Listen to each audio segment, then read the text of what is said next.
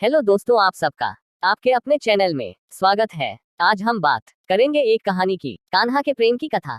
एक गांव में एक निर्धन जुलाहा दंपति रहता था। जुलाहे के नाम था सुंदर और उसकी पत्नी का नाम था लीला। दोनों पति पत्नी अत्यंत परिश्रमी थे। सारा दिन परिश्रम करते, सुंदर सुंदर कपड़े बनाते, किंतु उनको उनके बनाए वस्त्रों की अधिक कीमत नहीं मिल पाती थी।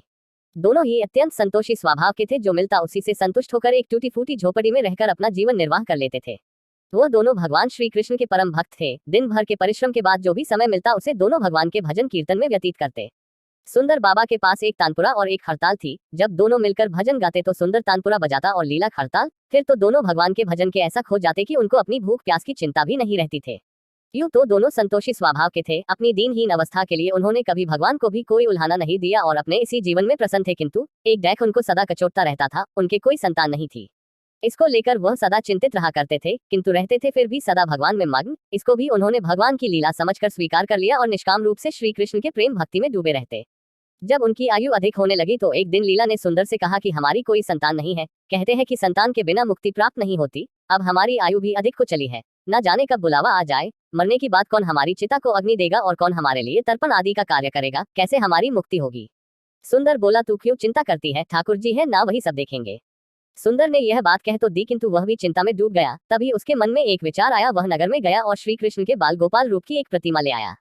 घर आकर बोला, अब तुझे चिंता करने की कोई आवश्यकता नहीं है। मैं यह बाल गोपाल लेकर आया हूँ। हमारे कोई संतान नहीं तो वह भी इन्हीं की तो लीला है। हम इनको ही अपने पुत्र की समान प्रेम करेंगे। यही हमारे पुत्र का दायित्व पूर्ण करेंगे। यही हमारी मुक्ति करेंगे। सुंदर की बात सुनकर लीला अत्यंत प्रसन्न हुई। उसने बाल गोपाल को लेकर अपने हृदय से लगा लिया और बोली, आप बिल्कुल ठीक कह रहे हैं। आज से यही हमारा लल्ला है। दोनों पति पत्नी ने घर में एक कोना साफ करके वहां के स्थान बनाया और एक चौकी लगाकर उस पर बाल गोपाल को विराजित कर दिया। तब से जुलाहा दंपत्ति का नियम हो गया। वह प्रतिदिन बाल गोपाल को स्नान कराते, उनको धुले वस्त्र पहनाते, अपनी संतान की तरह उनको लाड लगाते, उन्हीं के सामने बैठकर भजन कीर्तन करते और वही सो जाते। जुलाहा अपने हाथ से बाल गोपाल के लिए सुंदर वस्त्र बनाता और उनको पहनता। इसमें उसको बड़ा आनंद आता। धीरे धीरे दोनों बाल गोपाल को अपनी संतान के समान ही प्रेम करने लगे। लीला का नियम था कि वह प्रतिदिन अपने हाथ से अपने लल्ला को भोजन कराती, तब स्वयं भोजन करती। लल्ला को भोजन कराते समय उसको ऐसा ही प्रतीत होता मानो अपने पुत्र को ही भोजन करा रही हो। उन दोनों के निश्चल प्रेम को देखकर करुणा निधान भगवान अत्यंत प्रसन्न हुए और उन्होंने अदृश्य रूप में आकर स्वयं भोजन खाना आरंभ कर दिया। लीला जब प्रेम पूर्वक बाल गोपाल को भोजन कराती तो भगवान को प्रतीत होता मानो वह अपनी माँ के हाथों से भोजन कर रहे हैं। उनको लीला के हाथ से प्रेम पूर्वक मिलने वाले हर कौर में माँ का प्रेम प्राप्त होता था। लीलाधारी भगवान श्री कृष्ण स्वयं माँ की उस प्रेम लीला के वशीभूत हो गए। किंतु लीला कभी नहीं जान पाई कि स्वयं बाल गोपाल उसके हाथ से भोजन करते हैं। एक दिन कार्य बहुत अधिक होने के कारण लीला बाल गोपाल को भोजन कराना भूल गई। गर्मी का समय था। भरी दोपहरी में दोनों पति पत्नी कार्य करते करते थक गए और बिना भोजन किए ही सो गए। उनको सोए हुए कुछ ही देर हुई थी कि उनको एक आवाज सुनाई दी, माँ बाबा मुझको भूख लगी है। दोनों हड़बड़ा कर उठ गए, चारों ओर देखा आवाज कहाँ से आई है, किंतु कुछ दिखाई नहीं दिया।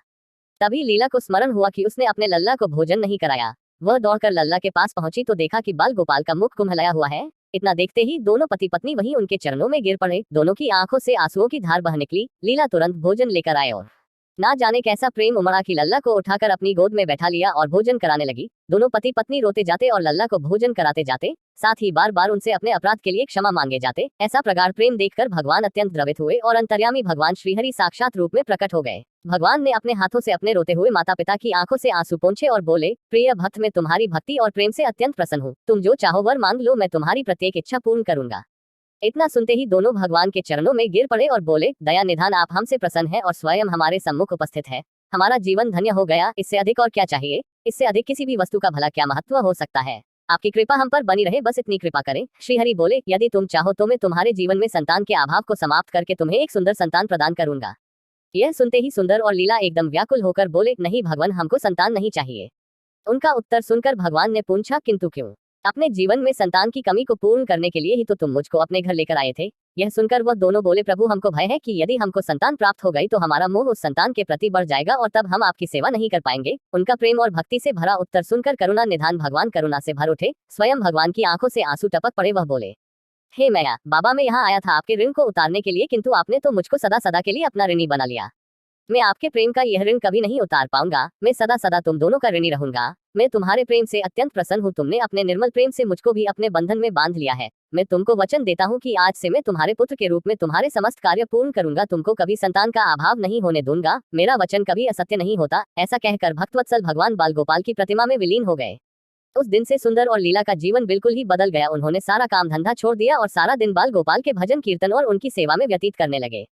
उनको ना भूख सताती थी ना प्यास लगती थी। सभी प्रकार की इच्छाओं का उन्होंने पूर्ण रूप से त्याग कर दिया। सुंदर कभी कोई कार्य करता तो केवल अपने बाल गोपाल के लिए सुंदर सुंदर वस्त्र बनाने का। उनके सामने जब भी कोई परेशानी आती बाल गोपाल तुरंत ही एक बालक के रूप में उपस्थित हो जाते और उनके समस्त कार्य पूर्ण करते। वह दंपत्ति और बालक गांव भर में चर्चा का विषय बन गए, किंतु गांव में कोई भी यह नहीं जान पाया कि वह बालक कौन है, कहां से आता है और कहां चला जाता है। धीरे धीरे समय बीतने लगा। जुलाह दंपत्ति बूढ़े हो गए, किंतु भगवान की कृपा उन पर बनी रही। अब दोनों की आयु पूर्ण होने का समय आ चला था। भगवत प्रेरणा से उनको यह ज्ञात हो गया कि अब उनका समय पूरा होने वाला है। एक दिन दोनों ने भगवान को पुकारा। ठाकुर जी तुरंत प्रकट हो गए और उनसे उनकी इच्छा जाननी चाहिए। दोनों भक्त दंपति भगवान के चरणों में प्रणाम करके बोले, है नाथ, हमने अपने पूरे जीवन में आपसे कभी कुछ नहीं मांगा। अब जीवन का अंतिम समय आ गया है, इसलिए आपसे कुछ मांगना चाहते हैं। भगवान बोले, निसंकोच अपनी कोई भी इच्छा कहो, मैं वचन देता हूँ कि तुम्हारी प्रत्येक इच्छा को पूर्ण करूंगा। तब बाल गोपाल के अगाध प्रेम में डूबे उस वृद्ध दंपति बोले, हे नाथ, हमने अपने पुत्र के रूप में आपको देखा और आपकी सेवा की। आपने भी पुत्र के समान ही हमारी सेवा करी। अब वह समय आ गया है जिसके लिए कोई भी माता पिता पुत्र की कामना करते हैं। है दीनबंधु, हमारी इच्छा है कि हम दोनों पति पत्नी के प्राण एक साथ निकले। और है दया निधान, जिस प्रकार एक पुत्र अपने माता पिता की अंतिम क्रिया करता है और उनको मुक्ति प्रदान करता है, उसी प्रकार है परमेश्वर, हमारी अंतिम क्रिया आप अपने हाथों से करें और हमको मुक्ति प्रदान करें। श्रीहरि ने दोनों को उनकी इच्छा पूर्ण करने का वचन दिया और बाल गोपाल के विग्रह में विलीन हो गए। अंत में वह दिन आ पहुंचा जब प्रत्येक जीव को यह शरीर छोड़ना पड़ता है। दोनों वृद्ध दंपति बीमार पड़ गए। उन दोनों की भक्ति की चर्चा गांव भर में थी, इसलिए गांव के लोग उनका हाल जानने उनकी झोपड़ी पर पहुंचे, किंतु उन दोनों का ध्यान तो श्रीहरि में रम चुका था। उनको नहीं पता कि कोई आया भी है। नियत समय पर एक चमत्कार हुआ। जुलाहे की झोपड़ी एक तीव्र और अलौकिक प्रकाश से भर उठी। वहां उपस्थित समस्त लोगों की आंखें बंद हो गई। किसी को कुछ भी दिखाई नहीं पड़ रहा था। कुछ लोग तो झोपड़ी से बाहर आ गए, कुछ वही धरती पर बैठ गए। श्री हरि आपने दिव्य चतुर्भुज रूप में प्रकट हुए। उनकी अप्रतिम शोभा समस्त सृष्टि को आलोकित करने वाली थी। वातावरण में एक दिव्य सुगंध भर गई। अपनी मंद मंद मुस्कान से अपने उन भक्त माता पिता की ओर देखते रहे। उनका यह दिव्य रूप देखकर दोनों वृद्ध अत्यंत आनंदित हुए। अपने दिव्य दर्शनों से दोनों को तृप्त करने के बाद करुणा निधान लीलाधारी समस्त सृष्टि के पालनहार श्री हरि वही उन दोनों के निकट धरती पर ही उनके सिरहाने बैठ गए। भगवान ने उन दोनों भक्तों का सर अपनी गोद में रखा, उनके शीश पर प्रेम पूर्वक अपना हाथ रखा। तत्पश्चात अपने हाथों से उनके नेत्र बंद कर दिए। तत्काल ही दोनों के प्राण निकलकर श्री हरि में विलीन हो गए। पंचभूतों से बना शरीर पंचभूतों में विलीन हो गया। कुछ समय बाद जब वह दिव्य प्रकाश का लोप हुआ तो सभी उपस्थित ग्रामीणों ने देखा कि वहां ना तो सुंदर था, ना ही लीला थी और ना ही बाल गोपाल थे। शेष थे तो मात्र कुछ पुष्प जो धरती पर पड़े थे और एक दिव्य सुगंध जो वातावरण में चहुं और फैली थी। विस्मित ग्रामीणों ने श्रद्धा से उस धरती को नमन किया, उन पुष्पों को उठाकर शीश से लगाया तथा सुंदर लीला की भक्ति और गोविंद के नाम का गुणगान करते हुए चल दिए उन पुष्पों के श्री गंगा जी में विसर्जित करने के लिए। मित्रों, भक्त वह है जो एक क्षण के लिए भी विभक्त नहीं होता, अर्थात जिसका चित्त ईश्वर में अखंड बना रहे, वह भक्त कहलाता है। सरल शब्दों में भक्ति के अंतिम चरण का अनुभव करने वाले को भक्त कहते हैं। आज की ये कहानी आपको कैसे लगी? अच्छी लगी है तो चैनल को सब्सक्राइब करना, वीडियो को लाइक और शेयर करना और कमेंट करके जरूर बताना।